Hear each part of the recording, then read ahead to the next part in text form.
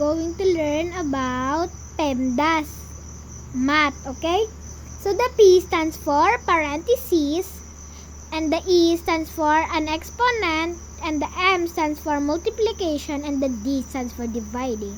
And the A stands for addition, and the S stands for subtraction, okay? So moving on, let's go to our first but not least example. Alright? 30 divide 13 minus 8 with a parenthesis, okay? So 13 minus 8 is equals 5, okay? So 30 divide 5 equals 6, okay? Okay. So if you use PEMDAS, we have to go left to right, okay? Okay. Moving on to the second example. 16 minus 5 times 3 plus 12. Okay? So, is there a parenthesis? No. Is there an exponent? No. Is there a multiplication sign? Yes. And there's a dividing sign? No. Addition sign? Yes.